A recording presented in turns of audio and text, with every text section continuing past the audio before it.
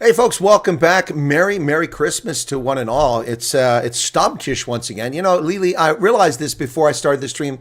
I need to make a German Oompa theme music for our intro. You know, with Lielie and the Colonel, we'll do that Oompa band sort of thing, like we're at Oktoberfest. I mean, it'd be appropriate for Stammtisch. What do you think? No, I love it. Love it. Needs to What do be you think? happy. That's awesome. Yeah, I will definitely be happy. There was enough sadness in the world. So first off, before we get into any of the rumors, the innuendo, the things you've heard, the things I've heard, the things that are true, the things that are bogus, Merry Christmas to you and yours. Thank you. Thank you. Same to you.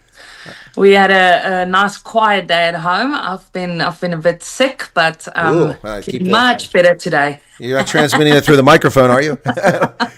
Don't need. No, feeling much better today. Yeah, rumor has it I'm getting older, so I don't need to be near any sickness. But I'm glad you're feeling better. You see, you're still young and got that robust immune system. So, you know, I've got to drink lots of orange juice here. But anyway, but seriously, Merry Christmas. How was your first Christmas in America?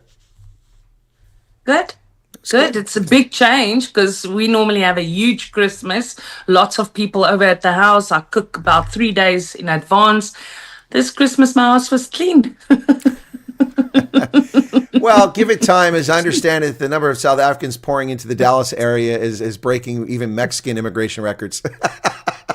It is. We're a lot of families now. We're actually having a braai later today. So 1 hour I've got today. So yeah, that's it's really building into a community now. That's pretty wild. So, like, you know, Texas already has some good rugby. We might see some better rugby in the future. Absolutely. I look forward to that. I think that might be the plan because everyone's got like big boys coming in here. Exactly. That sounds like a plan to me. Paul's saying you have to change your name. No. She is the unknown Zoom user. That's what we're leaving that as under her Zoom. I could change the title. I talked to her about that beforehand. On the window for Zoom, it has the username at the bottom for the person that's in the chat. And for you, it says Zoom user. I can change it to Lielie, but I'm just going to leave it there at Zoom user. I think they know that it's you. So let's see. It's been a crazy time this week. We know that nobody's coming over because there aren't people to process because many USCIS employees are on holiday for the long week, 2 weeks for Christmas. And as I predicted, I originally said I expected from about I think I said the 15th of December to the 5th of January. And in fact, the last flight came on the 17th. So I made that back in December. That was pretty accurate. I did that so people wouldn't panic because, you know, there's no more flights. No, it's Christmas, man. You know, just calm down. So we do expect to see people start coming over again. Around the 5th or after the 5th. But here's the thing, Lielie. You and I were chatting off screen for just a moment. You asked me about the shutdown. And I said, yeah, there's a shutdown coming, folks. I mean, unless they pass a continuing resolution or a budget, which is unlikely, before the 31st of January. The 30th is the last day they're authorized to spend money. So we're right back to ground zero, the exact same situation that we arrived at on October 1st if they don't pass this. And right now, I'd say it's a 50-50 chance, maybe less than 50-50.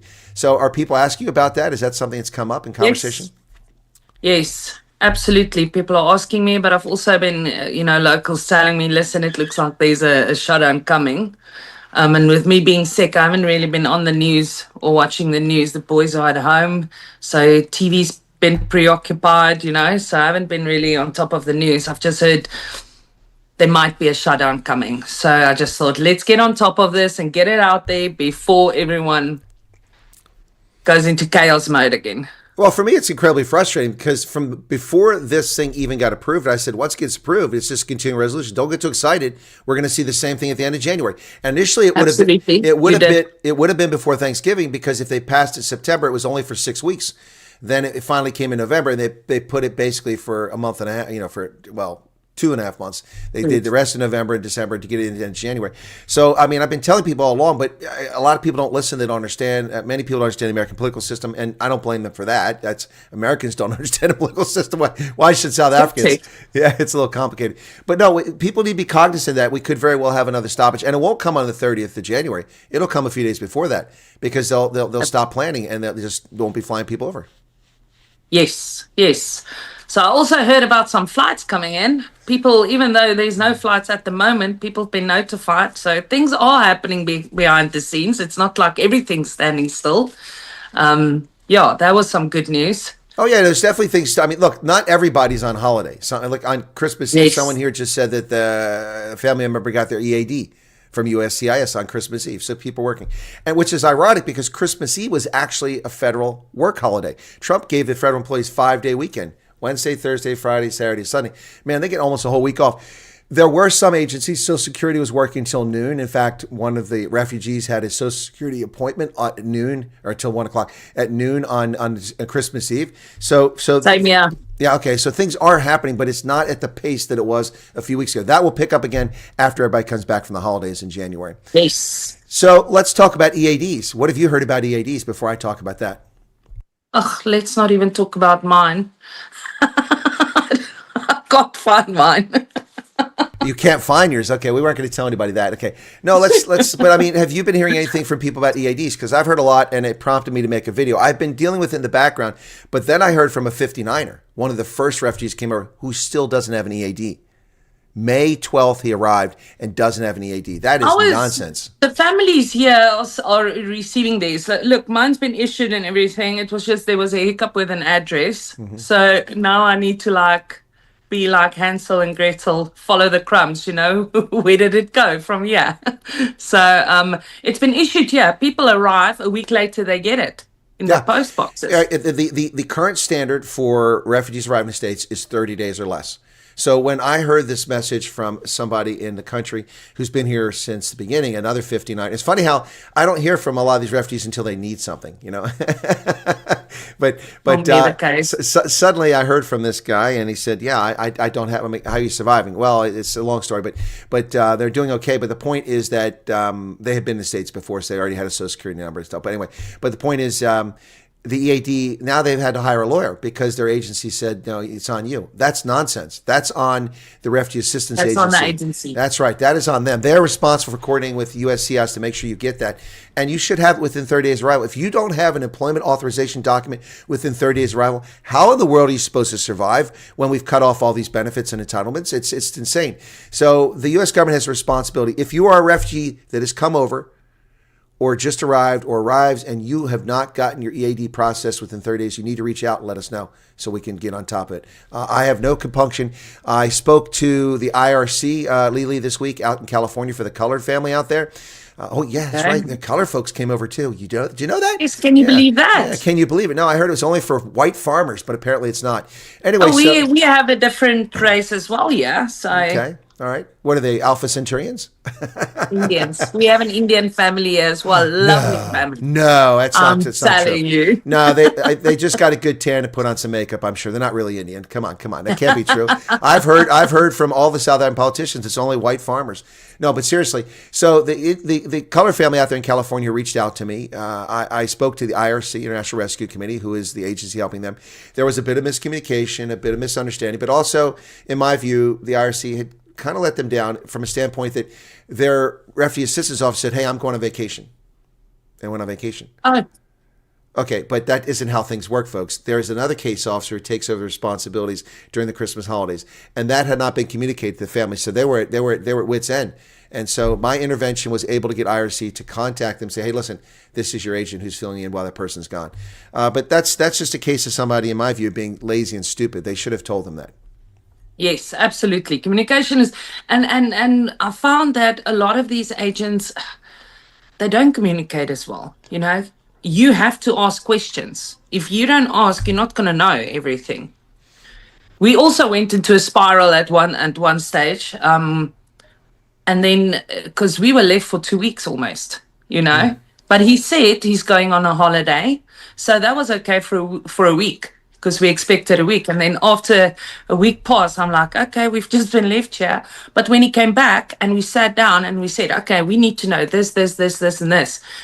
He was very open. And I think that changed everything once we started communicating more.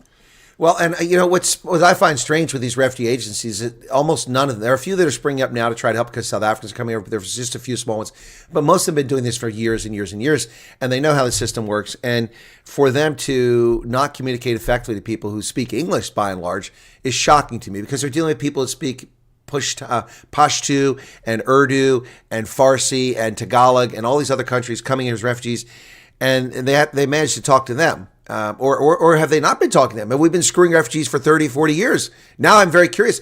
It's time for me to do investigative journalism here when I travel around, talk to refugees from other countries and find out what their experience was like. Because I'm beginning to wonder if this is how we treat South Africans. Now, we also both know that there's an element of hatred going on here too, and a bit of racism against white South Africans in particular that's playing a role in some of these cases. But I have a concern that we haven't been doing a very good job to take care of refugees across the board. And that disturbs me. Yeah, no, look, I think the communication thing is not just South Africans. My experience, my unprofessional experience. Okay. Because I talk to a lot of ladies around here from Afghanistan, you know, so they've experienced the same thing. Okay. So it's not just us. But anecdotal evidence is important. So that's anecdotal evidence. That's you compile anecdotal evidence, you do interviews, you get the answers. So I believe there's smoke, there's a fire there. I think there's a fire there. So Angel Dutoy says, please tell Lielie that her besties are at the country club having drinks for her. We love and miss her terribly. Okay, I don't know what country club that is, but the only country club I've ever been to is in Johannesburg when Ramon Kabanak invited me there for breakfast. That's my best friends. Okay, all right. My son actually asked me the other day, is there a country club here? And I was like, why? He said, no, so you can go make more friends. Well, there are country clubs. That was our hangout. There definitely are country clubs in America, but it's not a place I hang out. No. Shame. Yeah, exactly. So, no, but so folks, what we're talking about, the EAD, I said it previously, is the employment authorization document. It is so listen, if you're in America and you have a green card, that means you have permanent residency. If you have permanent residency, that means you can stay here as long as you like. You don't have to worry about being kicked out of the country because you're legal. Because we've said you are welcome to live here. You're not an immigrant as such. You're not a citizen, but you're allowed to stay here and work in this country. It gives you work authorization and residency. So that's what the green card is. It's not even a green card. That's an old term, but we call it a green card. If you don't have a green card, you have to have authorization to work here. And the exceptions are things like diplomats. There's a way for some of them to get authorization for the dependents to work. But that affects so few people, it's not worth mentioning. If you're an asylum seeker, you're prevented by law from working in America. Oh, hang on, Shelley. Don't start with your making videos about me lying. I'm going to finish the sentence here. You cut it off. So, sorry, that's a reference to somebody who attacks me all the time. So you are not allowed under the law to work as an asylum seeker when you apply for asylum. After 6 months, you can request to get an authorization document, and you can get it anywhere from 8 to 22 months after that. So my argument that as an asylum seeker, you're not legally allowed to work is legitimate. And if you can't survive for 2 or 3 years without an income, then being an asylum seeker is a very dicey gamble. So that's the first thing. All right. So for refugees, because you're a priority, because we've welcomed you in, we've offered you succor and safety and refuge, hence the term refugee, refuge. We've offered that to you because you are under threat. Your life, your well-being, your livelihood are under threat because of persecution of some sort. We've let you in this country. As a consequence, we allow you to work immediately. But of course, you have to have a Social Security number. Everybody has to have a Social Security number. So you get a Social Security number, and then you have EAD. That's what the EAD is for. Those are the two most important documents other than your refugee paperwork that you have, because you need those things in order to work here legally. And we don't want you working illegally because it could jeopardize your refugee status. So that's critically important. So that's what the EAD is all about. And Lily's was mailed to the wrong place, so she doesn't have hers. Sorry, I don't mean to laugh, but it's just a comedy of errors sometimes, isn't it? And it was, it actually was nobody's fault. That's the main thing. It wasn't my agent's fault. It wasn't anybody's fault. It's just now lost somewhere. I'm just, and to get past all these automated voice systems to call someone is, it's testing my patience. I think of everything. This is the most frustrating part for me of everything, is to get to talk to a human. Yeah. Well, I mean, and that's becoming, imagine my feeling. I know how you feel. I'm trying to talk to my cable provider, and I keep getting AI. I don't need AI to ask me the same questions over and over again. I need to talk to a human being, and not someone in the Philippines. They're lovely people, but I don't need to be talking to the Philippines. Oh my goodness. So no, next week, that's my goal next week, to sort that out. But I'm sure I'll get it sorted out. I've found out now that it was sent back to them. So So, two things from the chat very quickly. I'm going to answer the first one or the second one first because it's easier to answer. So, Patrick Green said the Episcopal Church's migration service refused to help resettle a specific group of white South Africans. This church needs all its funding stopped. All its funding has stopped. The Episcopal Church is no longer a provider at the beginning of this fiscal year. They're a racist organization that made the argument that they're not going to support South Africans coming over because they're idiots. They didn't say that. I'm saying they're idiots because they believe the program is for white farmers because they're retarded racists. Their public statement was, well, we can't support this program because it's for white people, and we supported Archbishop Desmond Tutu during apartheid, so there's no way that we can be involved in this. Meanwhile, they brought 300,000 white Ukrainians and flooded our country with them, not even authorized under the program. They're happy to do that. So the Episcopal Church, a bunch of racists. I've called them out throughout the year since their idiotic statements. And Church World Service is not exactly as clean as the driven snow either. We could talk about them later on. But so the second thing was from Jason. Jason Barnard saying, a question regarding remote work. If someone goes over to the U.S. and works remotely for a company that's still in South Africa, is that allowed? It's an odd question. It's not an odd question. It's a very good question because we have a lot of South Africans working remotely for American companies from South Africa, and we will have some South Africans doing vice versa. Not many, but some. I'm not a legal expert, but my layman's opinion on this would be, and that's all it is, a layman's opinion, is that you're still working in South Africa. Even though you're here, you're providing work there, so you're subject to taxation there. You wouldn't have a Social Security number here, so you wouldn't exist. Once you have one, I'm not sure what happens then, but you might have to file taxes in both locations. But it's something that you could look up. Pub 14. Pub 14 is your friend. Download it online. It's publication 14. That is the Bible when it comes to taxes in the United States. I would recommend you download that, look at working abroad sort of thing. It might have your answer there. All right. Short of that, you can ask a tax advisor who usually want to charge you. There's a lot of free ones around too. All right, let's get off that subject. Okay, so Lielie, what rumors have you heard since we last chatted 2 weeks ago? Oh no, rumors, no, not too much rumors. Just questions. Definitely a new wave of people. Before I talked to you this morning, I had 2 calls of people that didn't know I was here, that found out I was here, that phoned me and said, listen, we're applying this, and this. And I was like, listen, these are the channels you need to go check.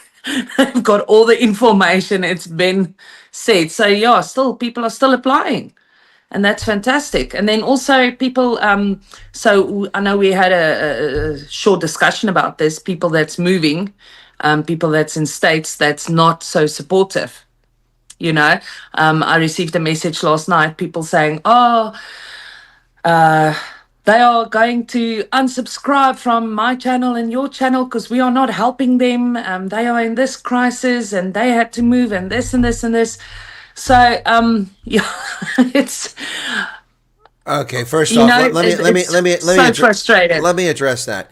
If someone wants to unsubscribe from my channel, I don't know if you feel the same way, but from my channel because I'm not helping them, fine. Foot sec. I mean, it's not my job to help you.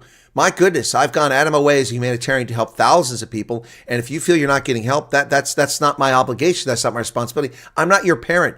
I'm not your employer. I'm not your overseer. I'm not your lord. It's not my job. I know Lielie, look, she took calls this morning from people calling her on Boxing Day. It's a holiday and she's answering the calls. I'm answering people's calls. And if you're not getting help and you're going to drop us, then fine.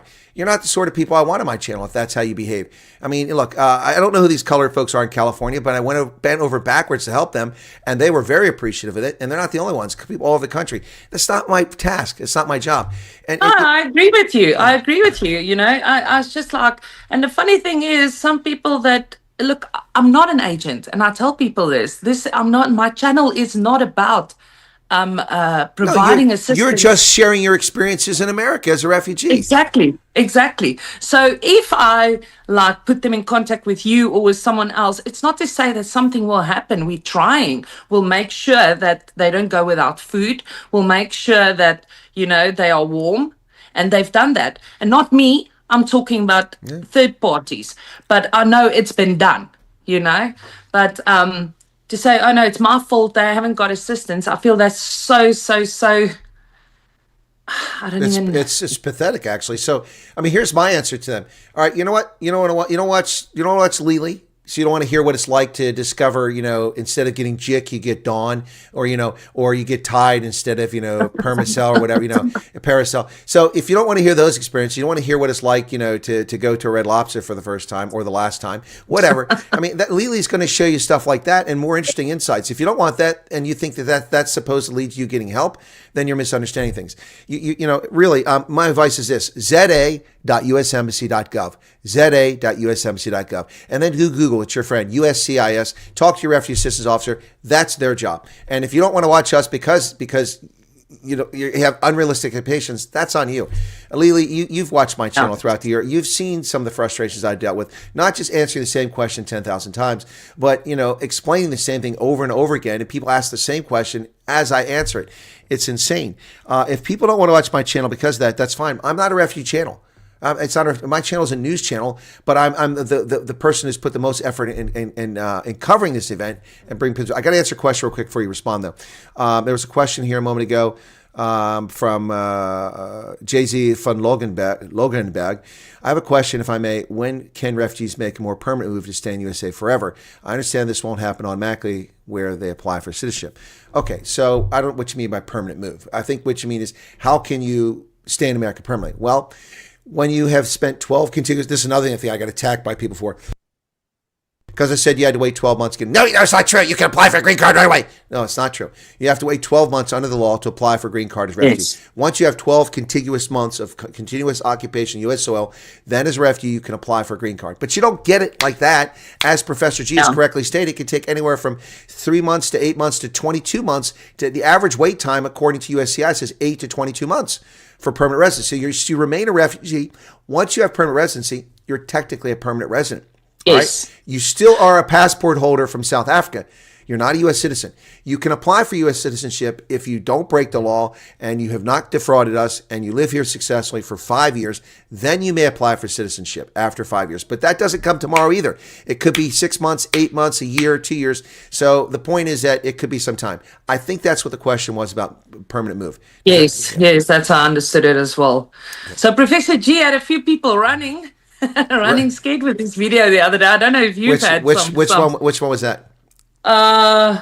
What if Donald Trump? What if there's a new president? Will they deport everyone back that's not resident? Yeah, have you heard? I listened to that video. I'm not going to pick up Fresh G, but I thought that the title was a little clickbaity, and I think it was to get people's attention. It did get people's attention, so it succeeded in that. But as I've said from the very beginning, from the very outset, it doesn't matter who's in the Oval Office. Now, people are going to go, wait a second, but look what Trump's doing. Yeah, what Trump is doing is he's requiring the review of 233,000 refugee cases because many of them are fraudulent. If your case was legitimate, then you have nothing to worry about. All right, but many of these people brought over during the Biden 4 years, they didn't even do background checks on. The 168,000 Afghans who poured in this country, they didn't do any checks on them. That's poppycock. And then they have the audacity when they talk about the 59ers. It's February, March, 3 months. They didn't do any checks. Oh, you have no idea. They put a scope up the rectum of every one of those 59 people. Man, they're still bumped. I tell you, they still can't sit properly after all those background checks up their backside. Listen, Ugh, God, this stuff drives me nuts, Lielie. It's insane. But so anyways, what I say to my viewers, because everyone asked me, he had his video while he just finished his video when I started making mine, so I didn't see it at that time, and everyone just poured in with questions. So I looked at it, and then the next day I addressed it, and I said to everyone, you must now think, are your life in danger? Are you going to take that risk? I can't tell anyone to not come or to come. They must think, do you want to get out of there? Who says it's not going to be Trump's administration in control again? You don't know. But for the next 3 odd years, my life was in danger there. My children's lives were in danger. I would make the same decision again and again. So, yeah, well, CWS is a bunch of liars, Buttery Gold. You can't trust anything they say. They're bumhurt. They're not getting tens of millions of dollars to pay their employees. That's what they're upset about. So what they say has no bearing on the truth. They've also talked about a piece of legislation that was introduced by a demon rat Democrat, which has nothing. They wrote it as if, oh, we're happy this is being introduced, misleading refugees, thinking that, oh, the cap is going to be forced up to 125,000 by law. That law will never pass. Will never. The Republicans control the House. Even if they lose control of the House, that's over a year away before they lose control of the House, because it'll be early 27 when those people come in office, not 26 after the election. So that isn't going to happen. And even if the Republicans lose control of the House, they still have control of the Senate. Even if they lose control of the Senate, the Republicans control the White House. Yes. So it will be vetoed. And there are not 2/3 majority in the House and Senate to overturn that, because it's unconstitutional. This is a law that Church World Service going, ooh, look, let's tell the refugees we're going to raise it back up. It's not going to happen. It's an unwarranted intrusion in a division of the co-equal powers and branches of government. The judicial, the legislative, and executive are supposed to be on even keel here. And by imposing a forced mandatory total of 125,000 refugees, whether they qualify or not, to come in this country by law, that violates the Constitution. It's not going to happen. So let's take a deep breath. But back to this point with Professor G. What I've told people from the outset, and I'm correct in this, and people want to argue, they can argue all day. Refugees never leave. They never leave. I mean, a handful go back. We have Liberians who came here under temporary protected status in 1990. Ladies and gentlemen, I don't know if you can count, but that's 35 years ago. They're still here. They won't leave. And they keep forcing Congress with their lobby to donate more money to build Liberia instead of taking their sorry bums back to Liberia and fixing it. And they've all done very well. They got nice paying jobs and they got big houses here. They don't want to go back to Liberia because, as you know, Trump once said, it's a crap hole. He didn't say that about Liberia, but so refugees just don't leave. Okay. Now, what's going on with Trump is he's stripping temporary protected status. Those aren't refugees. Temporary protected status is someone who's like a house is on fire. Quick, pull them off the boat. The boat's on fire. Put them in the raft. We give them temporary status until things calm down. Then they can go home. That's the Venezuelans. There's 1.2 million TPS people in this country. 606,000 are Venezuelans, and he wants them out of the country. So do most of us, including the Venezuelans who already immigrated here. So that's different. Now, the 233,000 refugee cases are being vetted. If you did not commit fraud, if you have not committed a felony, a major crime, you can get a parking ticket. It's not going to get you deported.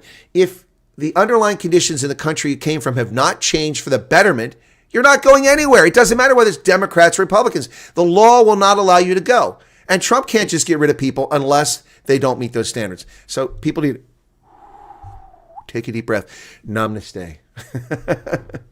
Absolutely. That's what I said as well. But I do understand, people are sitting there and they're stressed as it is. And that's what I said. It's such a stressful process as it is. Why add on? Because people are worrywarts. And look, it sounds easy for me to say that, but I appreciate where people are coming from. I mean, we've all had things in our life where we're worried about this, that, or the other. Are you anxious, waiting for this or waiting for that? I mean, in the military, I was always moving, getting assignments. Am I going to get promoted? Because if I don't get promoted, that's the end of my livelihood. I have to get out. So if I don't get promoted, and promotion is tough. I mean, I came in the Army in 1989, back in the Army as a lieutenant, and there were 7,800 officers brought on to active duty, second lieutenants. When I made colonel, 158 of us made colonel. Oh. That's a pretty high attrition rate. Now, that's over the course of 20 years, because people get out who just want to stay for years, and then others don't get promoted. But over the course of 20 years, went from 7,800 on active duty to just 158 got promoted. It's a pretty select group of people. So that pucker factor gets a little higher as you try to go up the ranks. Like, am I going to make it?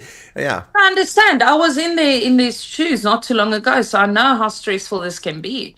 And that's exactly why I'm saying, don't add to that. Don't add to that. It's stressful as it is. Think about your safety now. What to do now about that. And that's just, I would have done the same. I would have come over here in a heartbeat again. Well, I mean, and ultimately, what I say about, first off, this is what we have to get back to. I've got email messages this week with it's people that obviously are destination shopping. They're looking for, a good place to go live. That's not who this program is for. This program is for people whose lives are in jeopardy. And that's what you have to come back to. Is your life in jeopardy? Is your livelihood? Your livelihood is your life. If you can't work because you can't get work because you're denied because of racial oppression, then your life is in jeopardy because you can't be starving the streets eating rats. I mean, that's for Venezuelans, not for South Africans.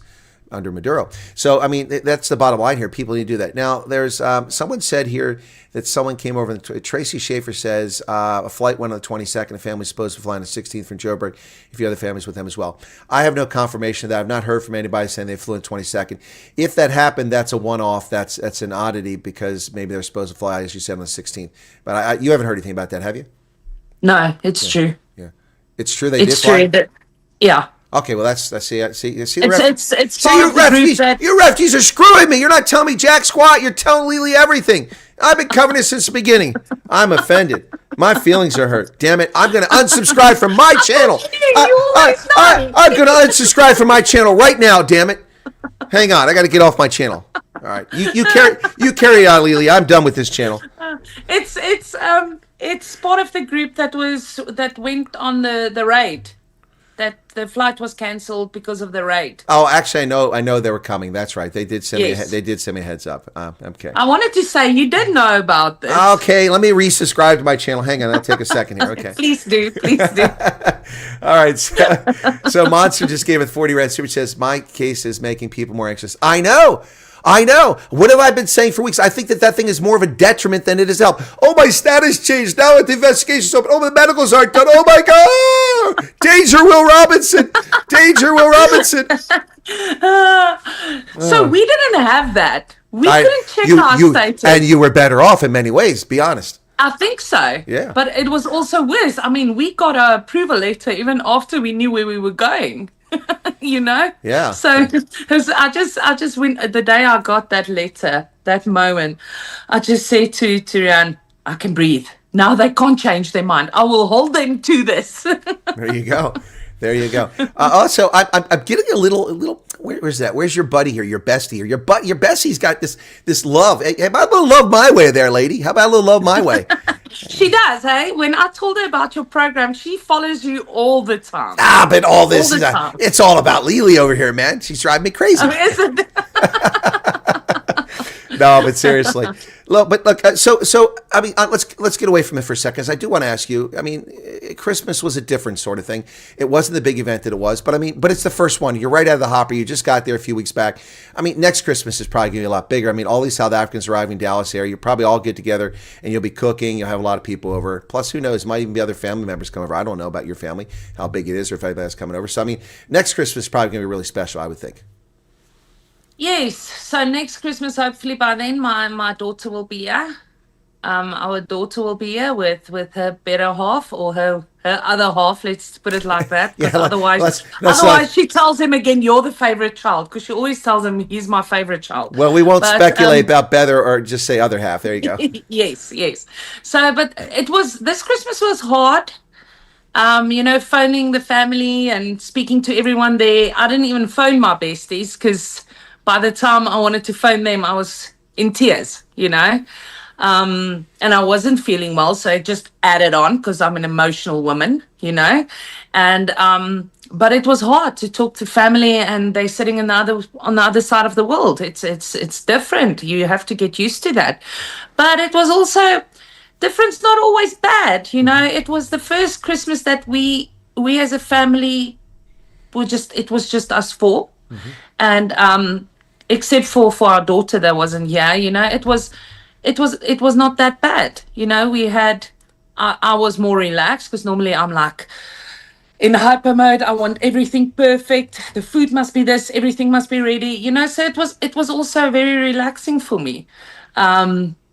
Except for the kids that went too much sugar, way too much sugar. 11 o'clock last night, I was like, you guys need to calm down now. They were buzzing all over this little house, or this apartment. But yeah, it is hard. And December in general for me was hard because it was my daughter's birthday. She just moved in with her boyfriend. She's starting a new job. It was Christmas. It's all these firsts that I'm missing, Mm-hmm. So December is hard for me, but I'm getting through it. I'm dealing with it, and I'll get through this. I just keep my eye on the ball and focus on I'm getting things ready for when she wants to come. Yeah. Well, that's an important point we need to make for folks too, Lielie. I think people keep telling me I'm saying your name wrong. How do you pronounce Lielie? Lielie. Lielie is fun. Yeah, Lielie. Yeah. Okay. Anyway, yeah. Lass mich. Anyway, so I started to say something German. I cut myself off there. Anyway, it wasn't going to be mean, but I was struggling for a second verb at the end of the sentence, so I just paused. No, so let's look. It isn't all a bed of roses. It isn't all sunshine and glory. I mean, there are challenges when you pick up stakes and move from a place and start all over. Even people come here with means. I mean, you've got some wealthy people that are coming over here into this program. You do. I know a few of them, and I know a couple that are actually already here. Even those people, there's an adjustment. You know, you have to learn how to drive on the correct side of the road. That's a big adjustment for people, you know. After driving all your life on the wrong side of the road, that's not easy. You're supposed to laugh. That's a joke. Everything is different. The school system is different. The shopping is different, you know. What I find is really cool because you can't go into a Spar in South Africa, and now Walmart's huge. So yeah, I go and I ask Google, in a Walmart, where will I find this? And it tells me in which aisle. And aisle 23 on the first left-hand so shelf. Cool. It is awesome. Because I was like looking for, my husband made us peppermint crisp tart for Christmas. And even though you don't get peppermint crisp and you don't get the tennis biscuits, I was like, okay, what can I use for this? In which aisle is it? You know? And it like tells me it's in this and this aisle. You don't get that in Spark because they change things too often. So there's good and there's different, you know. I won't say really bad. Yeah, there's different. Good and there's different. Different, yeah, absolutely. For instance, South Africans love lamb. Ugh, I won't touch lamb. That's not bad. That's just different, you know.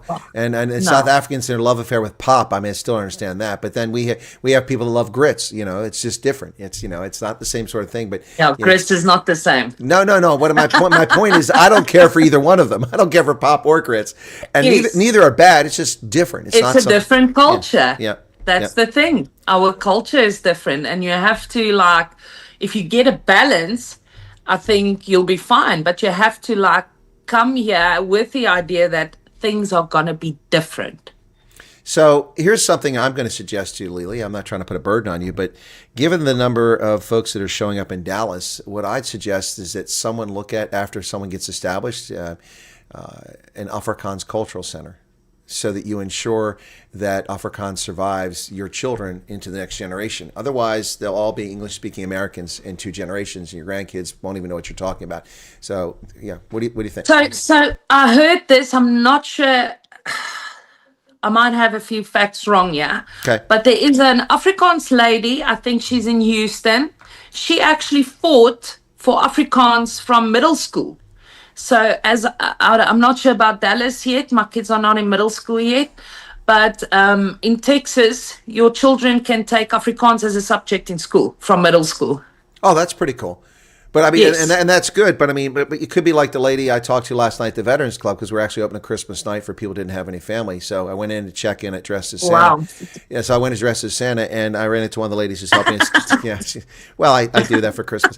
So we're trying to get a band. We have a band sponsored for New Year's Eve, and I was talking to her and I said something about, because on Christmas Eve I used to read letters to Santa, English, German, French, and Afrikaans, and then translate it for people who don't speak those languages. And she said, "Oh wow, I took French for 4 years in high school, 2 years in college, and I can't speak a word." I said, "That's because you don't use it." And it'll be the same with Afrikaans. Learning it in school is not the same as hearing it at home. Yes. The key is here's the bottom line. I mean, this is not a gender thing, but the bottom line is this: kids learn the language of their mother, because that's who they're close to. That's who they hold on to. We had breakfast with Santa, and the little kids came. A little girl, about 18 months, 2 years old. She, her mom's there signing a thing, and she grabs a hold of her mom's thigh. That's how kids are. They for comfort. Yes. So that's where they get language. And in South Africa, they also pick up some Bantu languages, because you often have domestics who are there who are playing the same role with the mom. But my point here is that in order for your progeny to continue to speak Afrikaans, you're going to have to make an effort at it. So you speak it in the home, and they have to do the same thing. Because some of your kids are going to marry Americans, or their kids are going to marry Americans, And so if you want that to last, it can't survive. The old Spanish families in Mexico and Arizona and Southern California have been there for 400 years. They still speak Spanish. They're still Roman Catholics. And the Amish, many of them still speak German. But it's old German, 17th century.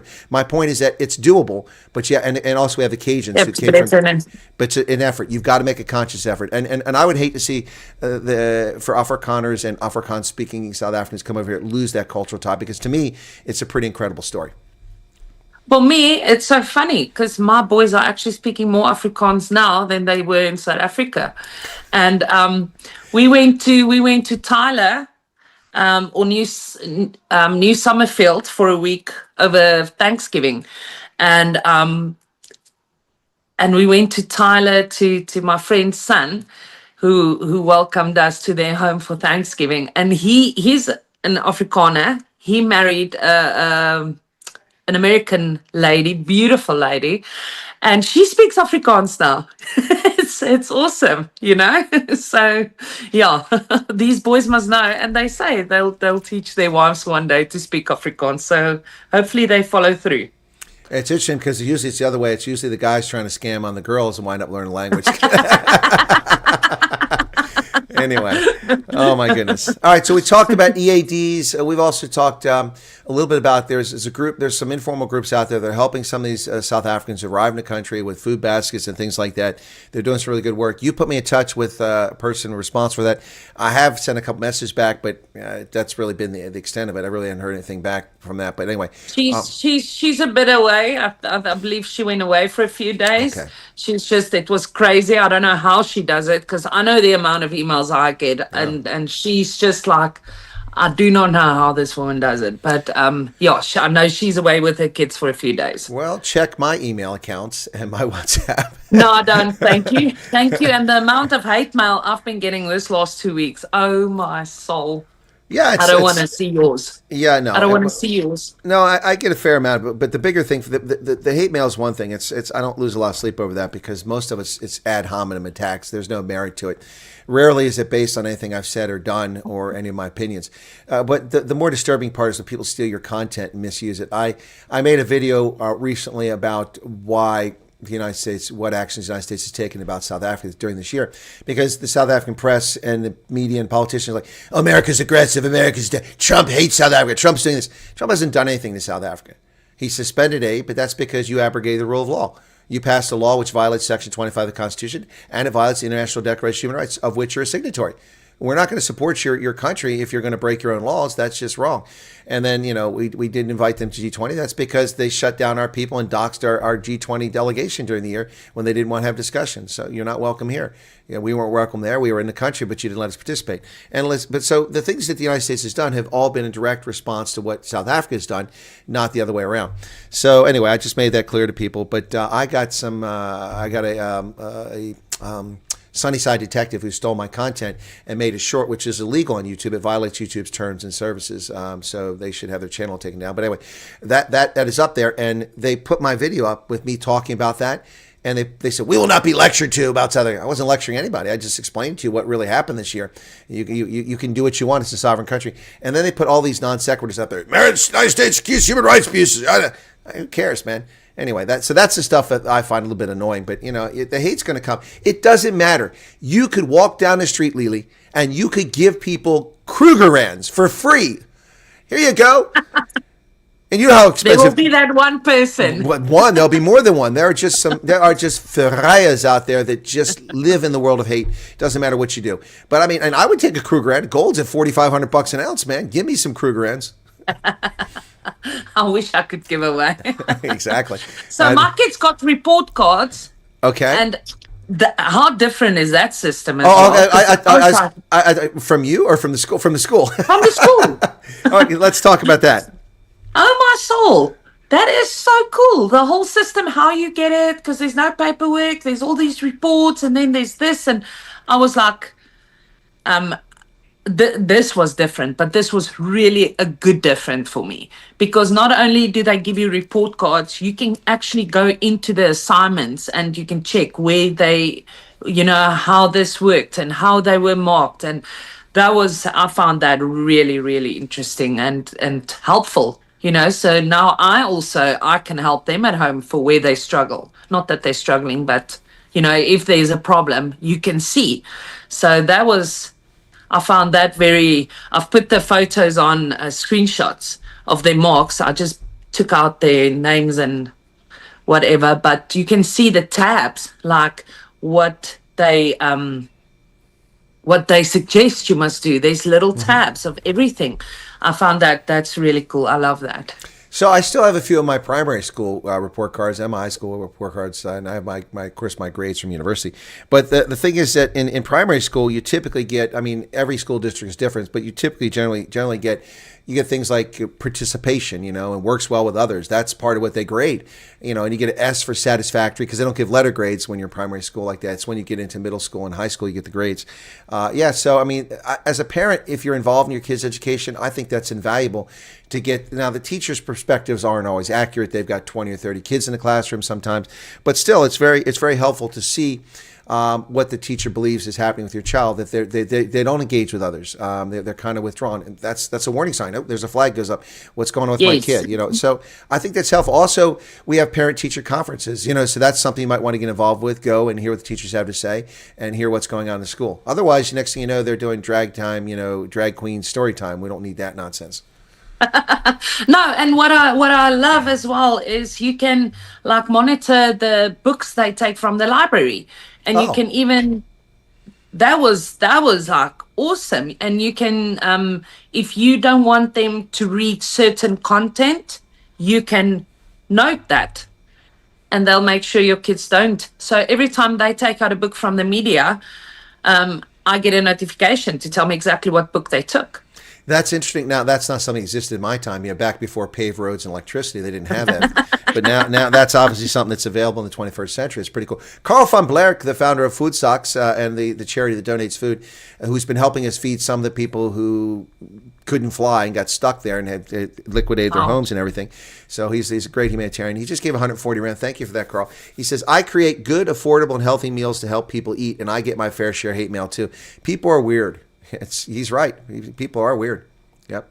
And someone asked Lielie, they said, so did your kids do better in Texas or in South Africa? I don't know. Can you make that comparison, or is that a fair comparison? No. I can say. So my oldest son, so both my boys are on the spectrum. And they both, my youngest one, they're both ADHD. My youngest son has difficulty with writing. Okay, so he's got some sort of dysgraphia. His brain is too fast for his hands.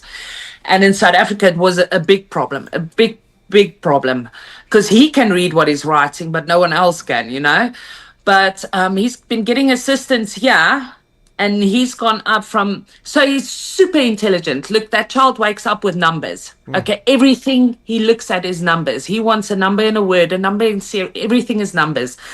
So yeah, he's getting assistance for free, okay? And I can see his test comes back, and then they'll be like, his writing, which has improved tremendously. His writing that I can actually read now. And then somewhere in the half, it's a teacher that's writing, and then it's written verbal. So with the assistance he's been getting, his marks have gone up. He's in the 90s now, 80s now. He's doing really, really well. So just by the assistance they've been getting. My other son's also, he's always been, he's my little science teacher or science professor. He wants to be an archaeologist. Is he your Sheldon Cooper? Is that who he is? No, that's exactly who he is. So look, I got to tell you, Lielie, I have to say that I'm impressed. Your kids are true overachievers. I mean, that's well beyond 30% you might need in South Africa. Well, I've got a little overachiever still in South Africa as well. She's already decided she's coming and she's going to do the bar exam in New York when she comes, because New York is the most difficult one, and little overachiever. Well, that's good. It's good to hear the kids are doing well. I have to be honest. I mean, what else, as South Africans like to say, if I'm honest, and then I always say, what else would you be but honest? But if I'm honest, I wasn't the best student in school when I was going through public schools, and there were reasons for it. I had a pretty horrible childhood, but when I was in primary school, I had a lot of absences, was gone a lot. And they report that too. It shows you the number of absences or times you're tardy, which shows up in your report card. I learned things, but I mean, I was always moving. I went to so many different dozens of junior high or primary and junior high schools. And then I finally settled down in one high school in rural Appalachia. And my grades were better, but they weren't great. I was an average student, a B student at best in most things. because I was busy milking cows at 5 o'clock in the morning and 5:30 every night, and still trying to play sports and baling hay and and pulling tomatoes up and digging up potatoes. So I was a little busy with down on the farm sort of stuff, which was the focus, not school. And I qualified for university, but because I was an in-state student and my grades were above a 2.0, which is a C, that's good enough. So I got in, but then I excelled at university. I really excelled at university, and I've continued in university education throughout my life. So it isn't always the students who do great. Sometimes those who just get along tend to do very well. Circumstances play a role, and now that you guys are here, absolutely. Yeah. So now that you guys are here, did the kids feel unsafe back home? I mean, I know you did, but did the kids feel that way? Yes. Oh, they did. No. My youngest son didn't sleep. Look, not just living on the farm and being scared, we also had riots and stuff where the government couldn't protect us, especially in KZN. There was a few years ago, there was horrible riots. There was nothing left of our town. And there was a lot of shooting and chanting and stuff happening, and we could hear it on the farm roads. Even our workers, the women that worked for us on the farm, they phoned to come and sleep in our house, and we allowed them because they felt unsafe. And my youngest son didn't sleep through a night, and not even. I'm talking about he didn't sleep in my bed through the night. Every night he slept in our bed, and he woke up 2 o'clock in the morning asking me to play Bible affirmations. Wow. We got here 2 weeks after we got here. He slept in his own bed in our room, of course, our 1-bedroom. In his own bed, he slept through the night, and he sleeps through now. That's awesome. I think we've covered that before, but I've forgotten about that. Yeah. But yeah, it's good to hear. And it's a similar experience. A lot of South Africans that come over there, they still got the hair on the back of their neck. They're like, can I sleep? Is it okay? But then after a few weeks, you begin to adjust. So that's good to hear. Well, Lielie, you've got a bride to get to, and I've got a guest coming up in 6 minutes. So I'm going to turn it over to you to share anything you want this Christmas season with prospective South African refugees and folks in general about the process. I mean, your favorite phrase, at least I think it's your favorite phrase, is trust the process. So any thoughts? And we'll do this again in the new year because I think people really enjoy this segment. Yeah, no, and I enjoy it. I enjoy our chats. I just want to say people must just, it's in Afrikaans I say geduld en geloof. That's what's going to get you through patience this. And what's and faith? Yes. See? Yeah, but I don't. Ek praat nie Afrikaans nie, maar ek verstaan. So yeah, that's what I say. Hold on to that, and you'll be okay, because that's what got me here. Even though my process was a lot faster than some people, but it does help. That's how I got here in one with my sanity intact. But yeah, it's been a good chat. I've got a potato salad to make. Okay. Oh, I don't eat that. Sorry. That's like you haven't had mine though. No. No, it doesn't matter. That's like braai broekies with onions. No, thank you. No, thank you. Oh no, you're one of those. I have to cut the corners for you. Yes, I'm one of those. We'll cut the corners for you. All right. Have a fantastic bride down there in Dallas. I'm envious. We're about to get dumped on with snow and ice here in about 10 minutes. It's due to start any minute. So thanks. Merry Christmas to you. Stay warm, and thanks for the chat, Colonel. Right. Have a great day. All right. Merry Christmas to you and your family. And also tell your friend, your bestie there, to send some love my way. I'm offended. I'll call her right away. All right. Bye-bye. Bye. All right, folks. That's Lielie van der Plaas down in Dallas, Texas, a refugee to America who is helping others with her life experience, explaining her things. We have another refugee chat coming up in just a moment. There's 861 people here. I hope you hang around. This is a lady that's been resettled in Kentucky, which is not too far from where I used to live in Ohio. So hang tight. We'll be there in just a minute. She's ready, and I'm going to bring her up, and hopefully everything will work smoothly. So thanks for being here. Thank you to my co-host, Lielie van der Plaas. It was a pleasure, as always. Merry Christmas and Happy New Year to everyone. Stay around for the next chat. It'll be going off in just a minute. Thank you very much. God bless.